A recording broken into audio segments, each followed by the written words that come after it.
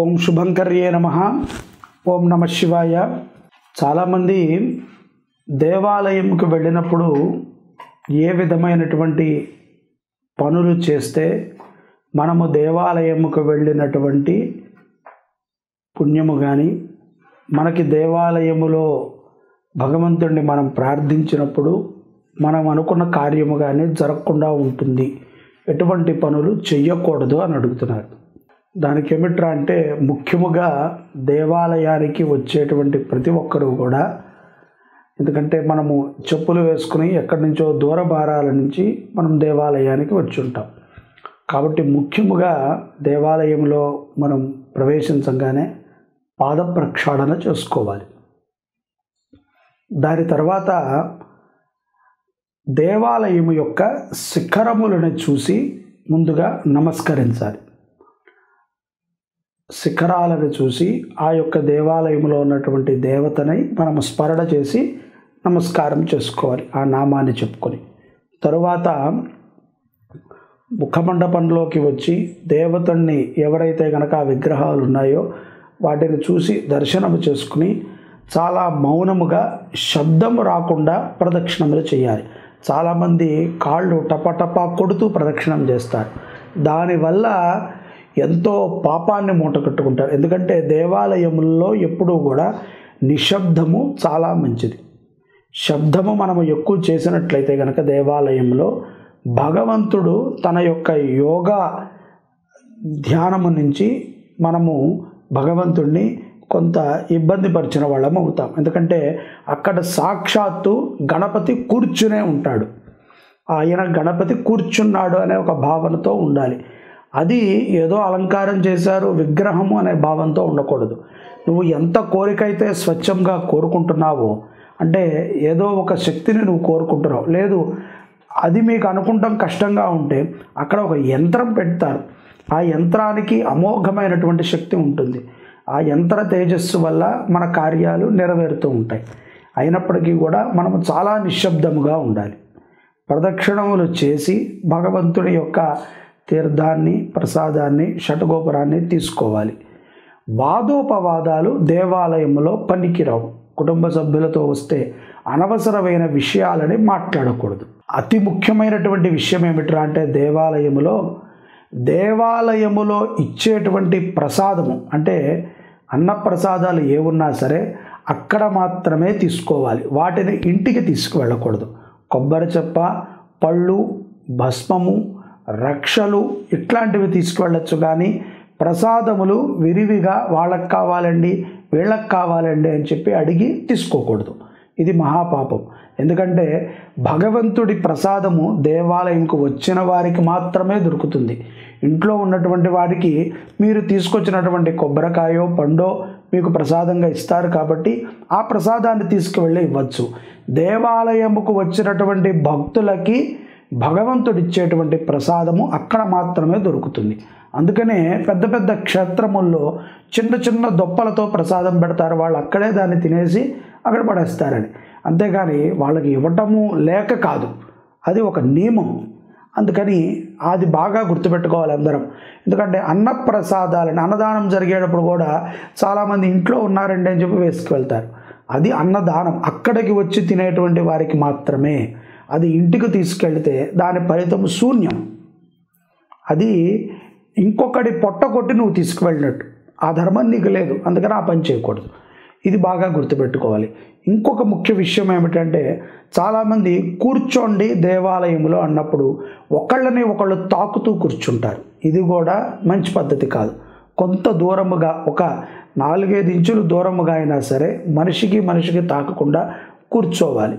కూర్చున్నప్పుడు కూడా మనము ఎటువంటి ఆలోచన చేయకూడదు. ఆ భగవంతుడిని నేత్రముల్లో స్మరణ చేస్తూ హృదయములో కూడా ఆయన బింబాన్నే తలుచుకుంటూ చక్కగా ధ్యానము చేయాలి. ఇలా ధ్యానము చేయగలిగితేనే భగవంతుడి అనుగ్రహాన్ని మనం పొందుతాము. అదే విధముగా కొబ్బరికాయలు, చాలా దేవాలయాల్లో కొబ్బరికాయలు బయట కొట్టండి అంటారు. అందరూ ఏం చేస్తారు, కొబ్బరికాయ కొట్టి ఆ కొబ్బరి నీళ్ళను తాగేస్తారు. తాగేసి చిప్పలు తీసుకొచ్చి నైవేద్యం పెట్టండి అంటారు. అది మహాపాపం. అందుకని కొబ్బరి నీళ్లు తాగి ఆ కొబ్బరి చిక్కలతో నైవేద్యాన్ని పెట్టకూడదు. కొబ్బరి నీళ్ళను కూడా అక్కడ వదిలిపెట్టి కొబ్బరి చిక్కలు మాత్రమే తెచ్చి పూజారికి ఇచ్చి తమ గోత్రనామాలు చెప్పి అర్చన చేయించుకోవాలి. అర్చన జరిగే సమయమునందున కూడా ఇతర విషయాలు ఫోనులు కెలకటము, లేకపోతే ఇక్కడ నుంచి మనము ఏదో ఒక ఫోటో తీయటము ఇలాంటివి చేయకూడదు. దేవాలయానికి వచ్చేటప్పుడు నీవు నీ యొక్క ఆత్మలో నీవు పరమేశ్వరుని ఫుల్లుగా నీవు ఇమర్చుకుని అప్పుడు మాత్రమే దేవాలయాల్లోకి రావాలి. అక్కడికి వచ్చి నీ బుద్ధి చాంచల్యమైనటువంటి దోషములతో నీవు ఎన్ని పూజలు చేసినా శూన్యమే. అలాగే దేవాలయంలో ఉన్నటువంటి విగ్రహాలను కానీ, దేవాలయంలో ఉండేటువంటి అర్చక స్వాములను కానీ, దేవాలయంలో ఉండేటువంటి ఇతర వ్యవహారాల గురించి కానీ వ్యంగ్యంగా మాట్లాడకూడదు. ఇలా మాట్లాడితే మహాపాతకం చుట్టుకుంటుంది అని చెప్పి భగవద్గీతలో చెప్పబడింది. మీ అందరికీ తెలుసు, భగవద్గీతలో భగవంతుడి గురించి మనము అనవసరముగా మాట్లాడకూడదు. ఇక్కడ ఇలా చేస్తే బాగుంటుంది, ఇక్కడ ఇలా జరిగి ఉంటే బాగుంటుంది అని మాట్లాడకూడదు.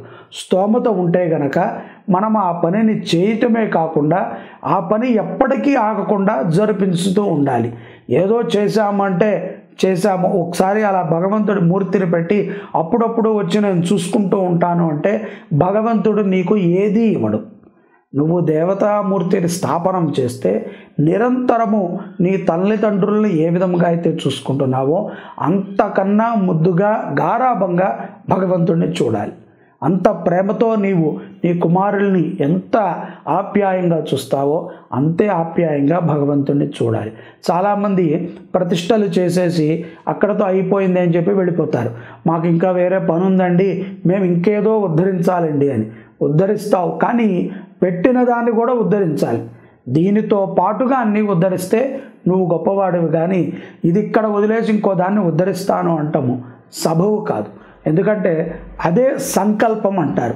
సంకల్పము అనేది భగవంతుడు నిన్ను ఆ విధమైనటువంటి పరీక్షలే చేస్తూ ఉంటాడు. వీటిల్లో ఎప్పటికప్పుడు నీవు భగవంతుని మార్గంలోకి వెళ్ళటానికి ప్రయత్నం చేయాలి. ఇది మనకి చాలా శుభ పరిణామం ఇస్తుంది.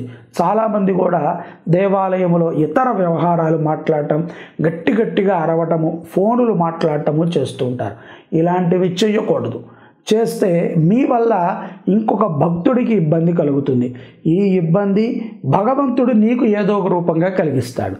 అందుకని దేవాలయము సకల ఇంద్రియములకి కూడా కేంద్రం. మానవ ఇంద్రియాలన్నిటికీ కూడా అద్భుతమైనటువంటి కేంద్రము దేవాలయం. ఆ దేవాలయంలో భగవన్నామ స్మరణ ఒక్కసారి చేస్తే 1000 సార్లు చేసిన ఫలితం వస్తుంది. 1000 సార్లు చేస్తే 1,000,000 సార్లు చేసిన ఫలితం వస్తుంది. అందుకని భగవంతుడిని దేవాలయంలో అందరూ కూడా చక్కగా ధ్యాన రూపముగా ఆ యొక్క స్వామిని స్మరిస్తూ ఆ నామాన్నే తలుచుకుంటూ ఉండాలి. అరుపులు కేకలుగా దేవాలయ దర్శనములు చెయ్యరాదు. ఎంత మౌనముగా ఉంటే మీ కార్యము అంత నెరవేరుతుంది. ఇది తథ్యం. అందుకని యావత్ మంది కూడా ఇక్కడి నుంచి దేవాలయాలకు వెళ్ళినప్పుడు ప్రశాంతముగా వెళ్ళండి. ఎటువంటి ఆలోచన పెట్టుకోవద్దు. పూజారి ఇలా చేయలేదు, భగవంతుడు ఇలా ఉన్నాడు, అది అలా ఉంది, ఇలాంటి విషయాలు కూడా మీరు విమర్శించటానికి అర్హులు కారు.